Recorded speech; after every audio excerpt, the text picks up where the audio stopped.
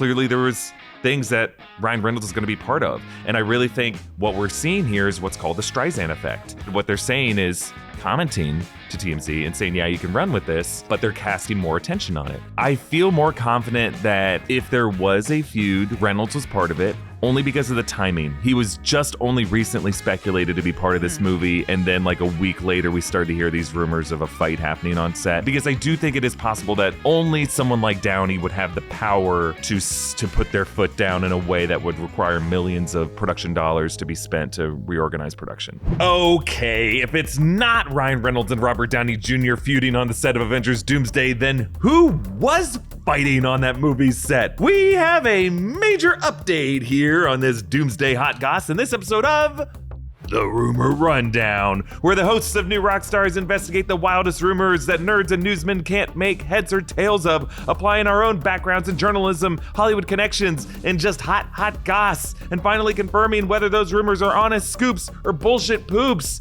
Do you think we like Peacemaker here? We're gonna eat some peace and some humble pie here, and a bit of crow on this episode of The Rumor Rundown. We are Eric Voss and Jessica Clemens. How you doing, Jess? Hi, I know one person that didn't get in a fight with Ryan Reynolds or Robert Downey Jr., and that's John Cena. That's John Cena! John Cena doesn't fight with anyone except for maybe his ex-wife. But, let's move on. John Cena is only fighting with, like, the urge to carbo load, I think, is honestly, what it is. Actually, he probably is doing it now. He's like for it now. Oh, that's right. Yeah, now he's out of it now. I don't know if I think he's out of WWE now completely. I don't think he's coming back for a minute. A lot of you guys in our episode last week were disappointed in us. You thought it was the job of the Rumor Rundown to shut down these rumors, but it is not our job to shut down rumors that you disagree with. It's our job to investigate the source of them and to entertain how this rumor might even be possible, to ultimately conclude whether it's worth giving any kind of mental energy to. And what we concluded last week is that if you just listen to what our friend John Roca said, that scoop alone is plausible enough. Now, what a lot of people were putting in his mouth is where we can kind of quibble on. What we're talking about is this rumor that John Roca brought up on the Hot Mic and then the Christian Harloff podcast, that there were two well-known outspoken actors who were fighting on the set of Avengers Doomsday, and that I got so serious that one of the actors said, I will not be on set with that actor for the rest of production, and that Marvel Studios allegedly had to spend millions, or is spending millions, to change production around so that the two don't have to be on set together. Now, the internet filled that in by saying it was Robert Downey Jr. and Ryan Reynolds for many reasons. Last week, we kind of concluded that might be possible based off of what we know about these actors' histories. Since then, something else has happened. Oh my gosh. And just to make sure, there is a very fit gentleman in a black polo carrying a red cup who is leaning over a cubicle wall to hand us this latest scoop. Are you ready? I'm ready. All right.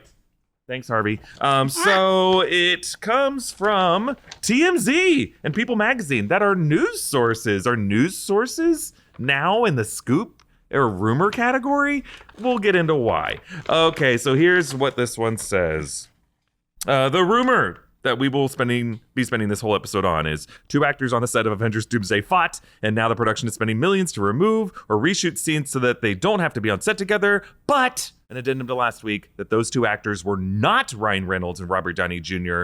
and, quote, the two have never met in person. This comes to us as a correction to this story, an attempt to put down the story from TMZ as of August 26th and People Magazine, both last week, responding to John Roca's claim on the Hot Mic and Christian Harloff's podcast back on August 20th, the week before.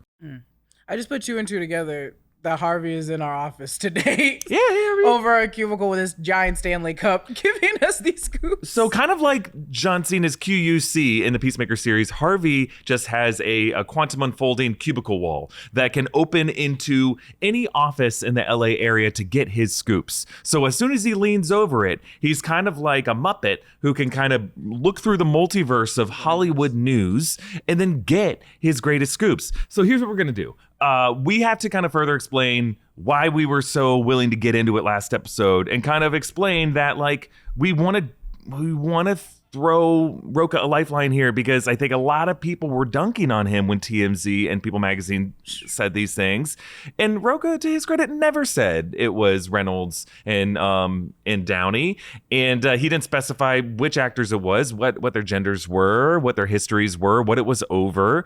But he felt confident enough in just that a fight happened between actors to go with this story. It was the rest of the internet who did. Now, we can debate whether or not it really was Reynolds and Downey. Here's what TMZ actually said. They said, from what we hear, the two are friendly, and they even kicked around the idea of a Robert Downey Jr. cameo in Deadpool and Wolverine. During the pandemic, they also zoomed for a celebrity fantasy football league to raise money for their chosen charities. Hardly adversarial. Our source tells us Ryan has nothing but respect and adulation for Robert Downey Jr. It's also worth noting that Ryan Reynolds has not even been confirmed to reprise Deadpool in Doomsday. A lot of casting for the flick is all speculation at this point. We've reached out to reps for Ryan Reynolds, Robert Downey Jr., and Marvel for comment. So far, no word back.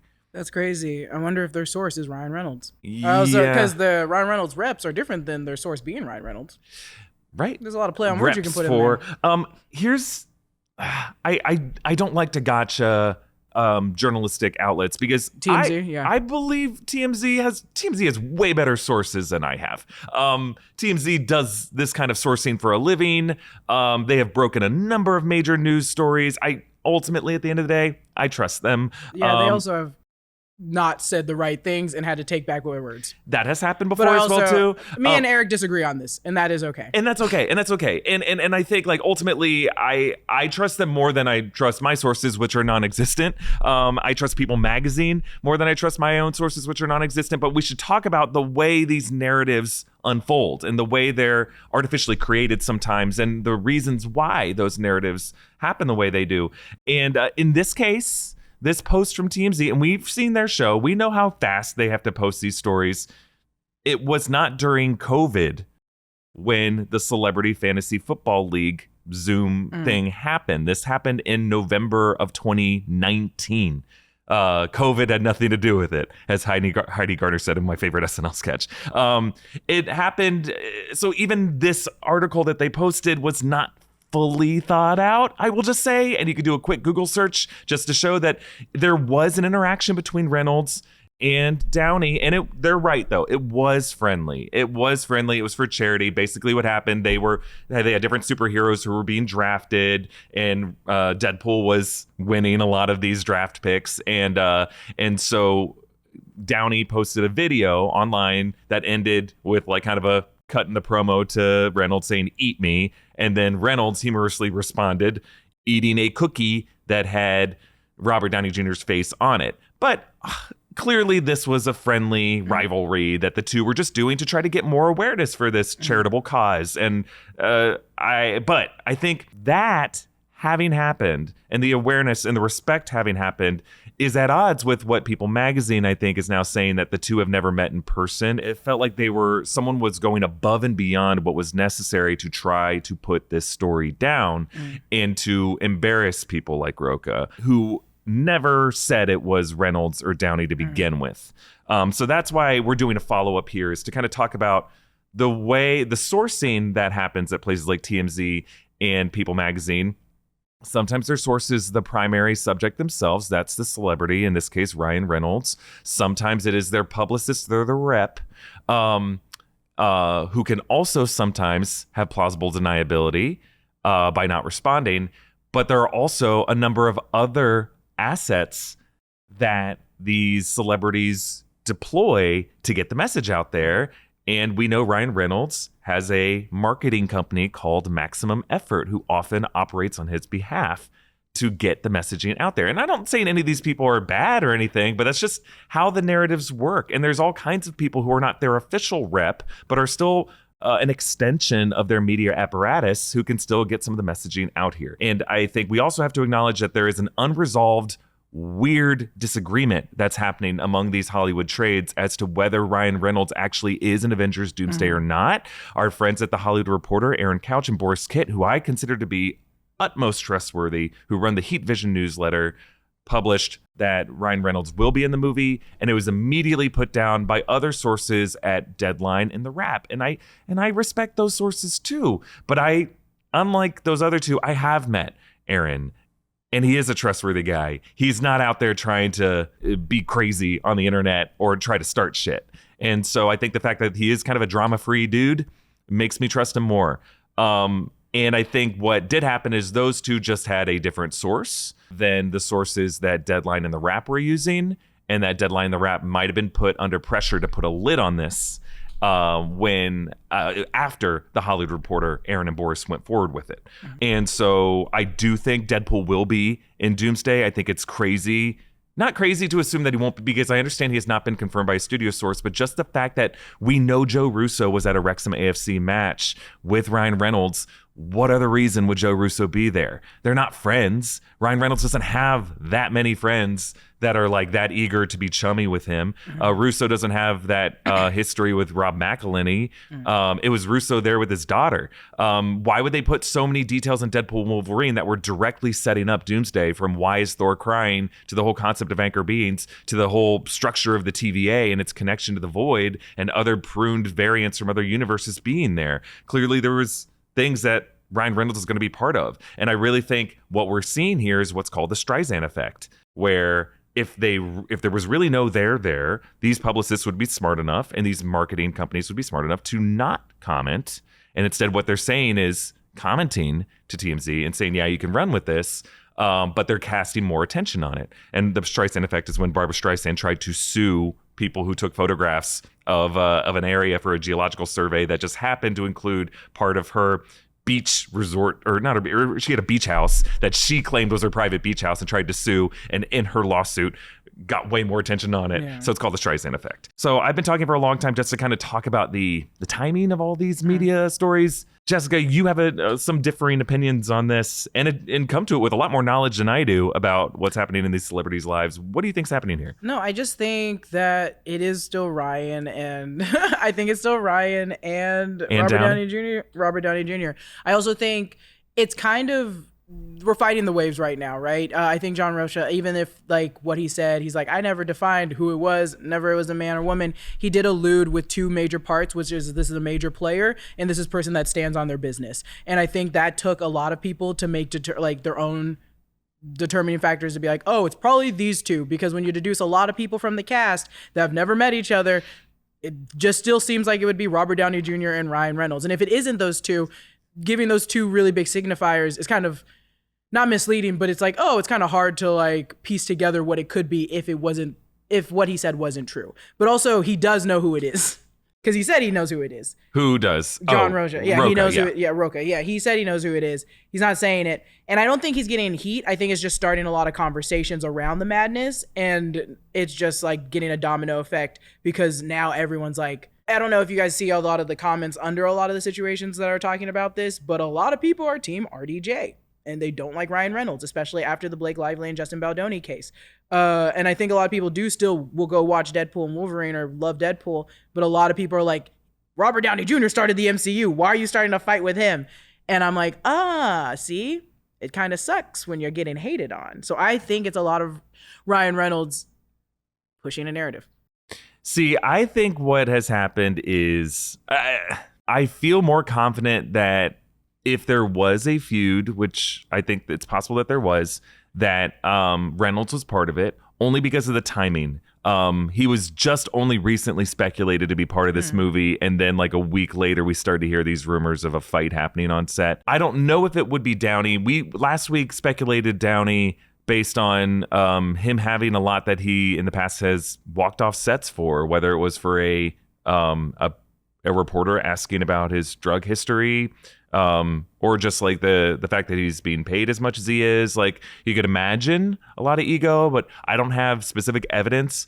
But I do know how sets work, and I know how these productions work, and I know what it means when you're number one on a call sheet, and you're used to being number one on a call sheet for a lot of movies, and when a lot of number ones are suddenly in a room together who have never worked together before and all have differing senses of humor. So I think there are other possibilities out there. That maybe if it was Ryan Reynolds, he offended other people on set, maybe a lot of people on set. And Downey, as a producer on this movie, felt like, I personally wasn't offended by this, or I don't take stuff personally, But on behalf of a lot of people with less power on set, I'm going to put my weight behind this and say, you know what? I don't want this guy on set in scenes where I'm going to need a lot of my people, like other actors, other people who are going to just be important on the set, to not just be annoyed by him being on set. So let's just do this differently. And maybe it just came out this way, that there was more of a beef between them, but it's more of just like his improv is distracting to production.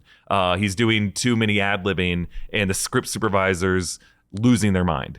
It could be any number of things like that. And then because I do think it is possible that only someone like Downey would have the power to put their foot down in a way that would require millions of production dollars to be spent to reorganize production. Yeah. I don't think that Downey has the type of loyalty with some of the other actors who might be on set to like feel the need to do that, but I think it might just be people whose names we don't know. Here's why I think you might be right about the Ryan part of it. I think you and I are on the same page about the Ryan part of it. We're maybe not on the same page about the Downey part of it. But I mean, do you feel that Downey was like personally offended, and that's you even said it, like he walked out of interviews because they brought up a really triggering part of his past, and I think his past was on display for all of us. We saw so much of it, and there's parts still hidden to his past that he probably is triggered deep down by. Yeah. And the fact of the matter is, he is the king. He's the king. Yeah. He's the king in our Marvel universe. Like, there's no other character that can die and come back and play a different character that we all got that excited and ate up like that. Like, it's Robert Downey Jr. He won an Academy Award for Oppenheimer. He's a diva in himself. And the fact of the matter is like, Ryan Reynolds improvised a lot of jokes. There was that B-roll footage of him clearly, this is me saying it, not for certain, it's alleged, doing nice pool, which is it looks and sounds and acts and does a lot of things that Justin Baldoni does. I think these are just things, and that's just how comedy works. You're using things that's in your orbit to make jokes of. And I think he's like, oh, I'm gonna use this quip really quick that everyone knows, that's easy target. And Robbie Downey Jr. got pissed. There is no other person on that set other than Letitia Wright, I would probably argue, that has done something in their past that could be faulted to a high degree. And I think she understands what she's done now. Like, it's like, if he did make fun of her, I bet she was like, yeah. Like, there is nothing else she can do. That's why I'm like, yeah, it just makes sense. That's why I'm like, it makes sense. And I don't know. If it walks like a duck and it quacks like a duck, it's probably a duck. And that's, we've just been following a lot of these things for so long. And that's kind of like why we're okay sharing the speculation with our viewers. However, in light of like TMZ and People Magazine weighing in on this earlier this week, we felt the need to just kind of make any corrections that I felt like I may have led you all to think that like Rocha said these things, and I didn't want to imply that we were putting any words in his mouth. And we did include like a statement at the end of the video, but maybe I should have put it at the beginning of the video just to like clarify and just to avoid any confusion. We are not going to talk about this every week here on New Rockstars. I'm just saying this has been like the biggest rumor story. And so there's been a lot of updates to it. So that's why we weighed in on it again. I also just wanted to use this show, the Rumor Rundown, to talk about how media narratives work and how the entertainment journalist ecosystem works, and why it's so like why we're willing to share it when Hollywood Reporter or Variety say, per my sources, when we hold a different standard to the New York Times using unnamed sources for stories that don't include something that pertains to like public health or national security or something like that. I think entertainment is just always going to be hot. That's why we have people paying $4 million for a photo of a baby versus taking photos of what's happening in Gaza. Yeah. Like, it's always going to be hot. Everyone wants to spin a narrative. And this is one of those things that is easy money. That's why also TMZ has so much money. TMZ doesn't report on news that what's actually hurting people in the world. They're reporting on the first person that accidentally OD'd. Like, that's why I'm like, it's so much easy. Like, it's huge news.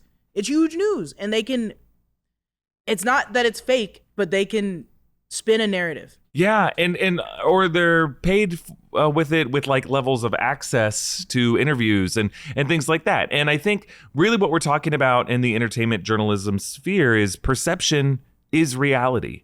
And the perception of an actor's reputation or what a director's like to work with, that is a carefully constructed thing that has a lot of millions of dollars. And when you have the system that we have in which actors have a team around them of agents, managers, publicists, and lawyers who all take a cut of whatever their contract is, all of those people have a financial interest in making sure that that actor gets the most in their contract when they get their next project. And in between projects, that's when this battle is being fought. And then sometimes like actors are playing into these reputations in ways that help them get different types of roles and help them have more power in these negotiations. But there's a whole apparatus around it.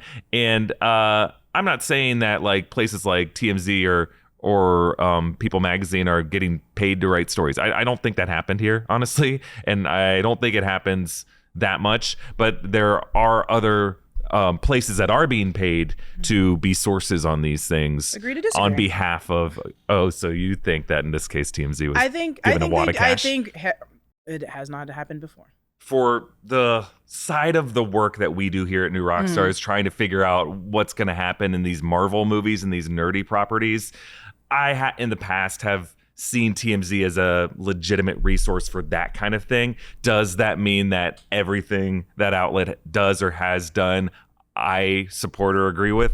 Absolutely not.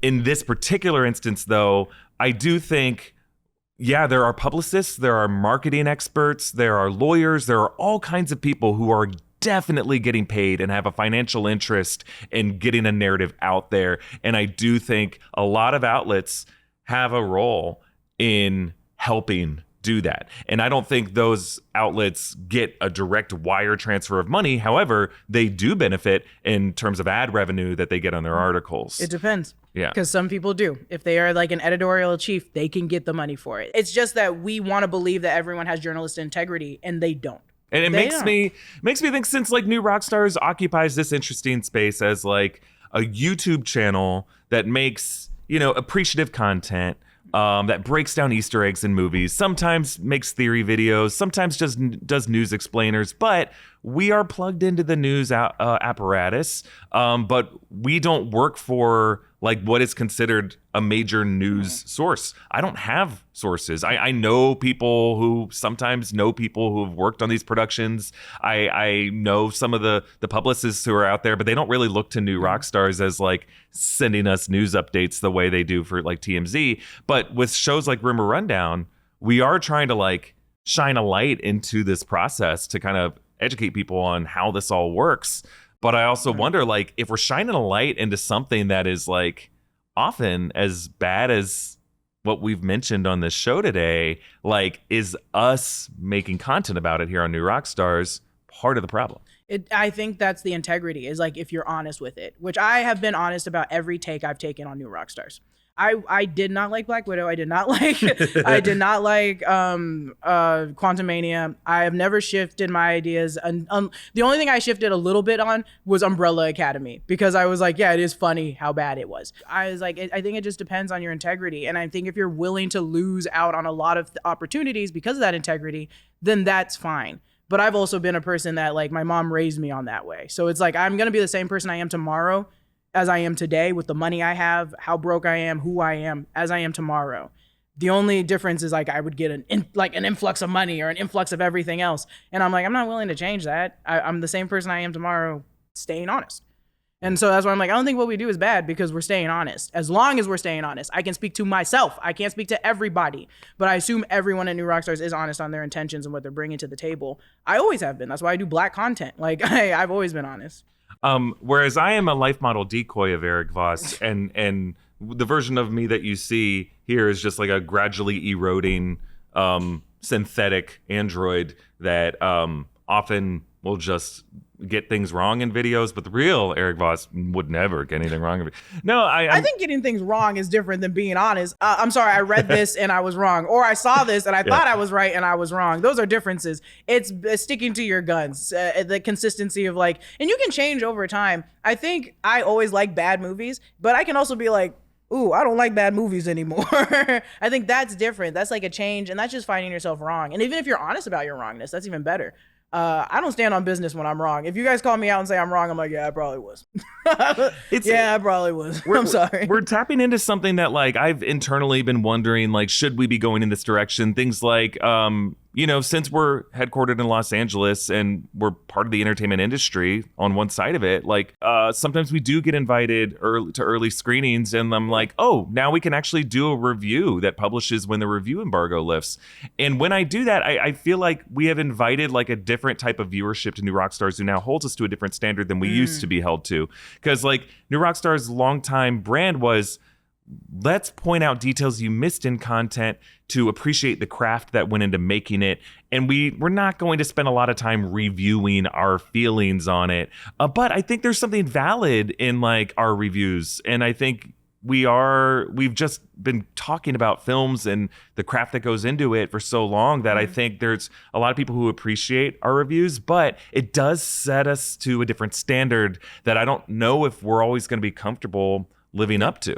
And I think that's fine. And I think that should be recognized. I always remember what Joanna told me at the Ringer once was like, it's not our job to be everyone's critics. It's your job to find the critics you like and the movies they like. And then when we say we like that movie, you will probably like that movie. If you disagree with like me and Eric's takes on reviews, it's probably because we're not your kind of the people you want to listen to the reviews from. Yeah. There's probably someone out there that loves that movie. If you were looking for someone that loved Beau is Afraid, go look for a critic that loved Beau is Afraid. Because then everything they watch will probably be things that you want.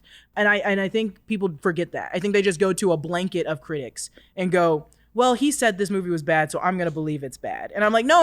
You need to find the ones that resonate in you. Well, and it's the Rotten Tomato effect on film criticism, where people search for reviews by the title as opposed to by the critic. Like when I was growing up reading film criticism from Roger Ebert, from Roper, from Lisa Schwartzbaum, from Owen Gleiberman, I just knew those names, and then I would read whatever review they wrote, and I loved the way they talked about film and television. And I think there are some critics still who I feel that way. I feel the way about Joanna and Mal. I feel the way about Sean and Amanda. I feel the way about you. I feel that way about other friends at New Rockstars. John, like, I don't always agree with everything, like, all you guys say, but I love hearing you guys talk about movies. I think if you love, because I think it's so funny. Sean and I have a lot of the same taste, which is very funny, because once I realized we both were obsessed with Beau is Afraid, I went Sean Fennessy. I was like, oh, I can listen to Sean's podcast. And no, but I know that me and Amanda didn't really have a lot of the same likes. Like, she didn't like a lot of like big animation, and I was like, oh, I love animation. And so it was like, oh, I can still watch this, and I like hearing your take and your version of why you didn't like it. Like, it's the same people that didn't like Sinners. I really love listening to why people didn't like Sinners, because I'm like, oh, I didn't see that perspective. Good on you. I disagree, but I didn't see that perspective. So I'm like, I think you got to be able to stretch and bend what you want in film to understand, like, to really understand it, if that makes sense. Like, and I think that's required. I listen to a lot of Black and queer film critics, but I also still listen to straight white male ones too, because I'm like, oh yeah, I didn't see that. I mean, I disagree with it, but I didn't see it. Yeah, and I think like so long as you are bringing in some level of insight that's either rooted in your experience seeing films and just like a strong opinion that is like based off of some kind of understanding of craft, of culture, of whatever, of history, whatever it is. I'm kind of more interested in your lens than what your lens is showing. The lens. You know, I want to see how is that a horn-rimmed lens that you got it around? Is that a kaleidoscopal lens? Yeah. And that's why I love consuming a lot of film criticism. I at this point rarely, if I'm very interested in the title, will go look at every reviewer on it. I just don't have time for that. But like, once I find my crew of people who can deconstruct films, like, I mean, just hearing John and Zach in the past week being on the Danger Room talking about like why they have issues with Gareth Edwards, I was like, I love Gareth Edwards, I love even more hearing John and Zach talk about why they don't like Gareth Edwards. I think Gareth Edwards and unfortunately Christopher Nolan, when I hear their critiques, I know, I'm aware, and I already know. I don't care. I'll die for you, Christopher Nolan. Christopher Nolan, I will die for you. He can never do wrong. I will literally submerge myself in water and drown holding up your boat. Holding up your boat in Odyssey. I mean, even Tenet. I spent 9 months of my life convincing myself that Tenet's a good movie. I don't know why. Maybe it's because of so many people hating Tenet that I was like, nah. That might have been it. I love Tenet. I got defensive. I was defensive. like, we just don't understand it, but we need to try. I got way too defensive. And I think it's because A, it's Christopher Nolan, B, it's starring two of the men I love most in the life. And I went, no, you guys just don't get it. Little do I know, I do not understand a bit of it. I mean, he put John David Washington and Pattinson in those roles, and their stock only rose after that. Like, so we're the bad guys. Yeah. We're thinking for lying. Look. Christopher Nolan doesn't count when it comes to my reviews. Don't listen to my reviews on Christopher Nolan. I will always say yes. Yeah. I think I will too. I will always say yes. I'm committed to the pot for him. And it's also, it's such a spectacle for him. But I also don't have a problem calling out Nolan for underwriting the character of Kitty Oppenheimer. I brought that up twice this week. And I agree with it. No, and those are moments where like you brought it up and I was like, no, I agree.